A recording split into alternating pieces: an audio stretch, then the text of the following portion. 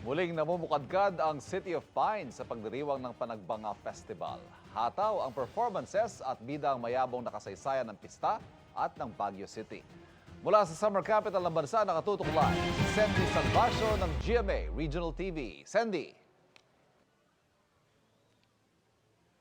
Ivan, sa loob ng 3 dekada ay buhay pa rin ang diwa ng Panagbanga Festival dito sa Baguio City. Kanina nga ay natunghayan natin kung paano na bighani at kung paano natunghayan ng ilang mga audiences ang mga performances ng mga kalahok kanina sa street dance.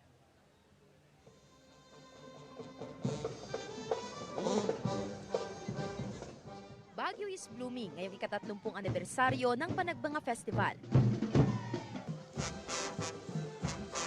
Sa Ingranding Street Dance Parade kaninang umaga mula Panagbanga Park, dumaan ang makulay na parada sa Session Road, Harrison Road, Abad Santos Drive hanggang sa Melvin Jones Football Ground sa Burnham Park. 22 contingents ang nakibahagi sa parada at nagpakitang gilas sa kanilang performances.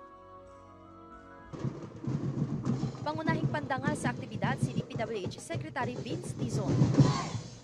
Despite lahat ng mga hindi magandang nangyayari sa atin sa iba't ibang panahon, laging merong panagbenga.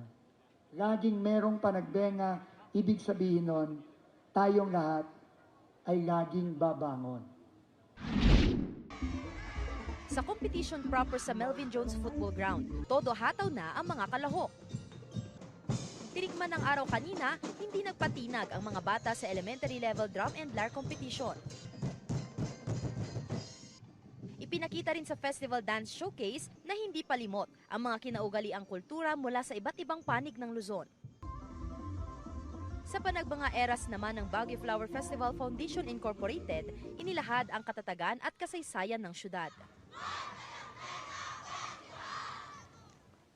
Ivan, maliban sa parade at sa street dance, a float parade at sa street dance, isa rin sa ipinagmamalaki ng Panagbanga Festival ang Panagbanga Landscape, kung saan dito naman magtatagisan ang 36 na entries. Dito mabubusog ang mga mata ninyo sa mga kakaiba at naggagandahang mga flower arrangement. Matutunghayan pa rin ang mga flower landscape na ito hanggang sa susunod na linggo, March 8. Yan muna ang mga latest mula rito sa Baguio City. Balik sa iyo, Ivan. Maraming salamat, Sandy Salvacion, GMA Regional TV.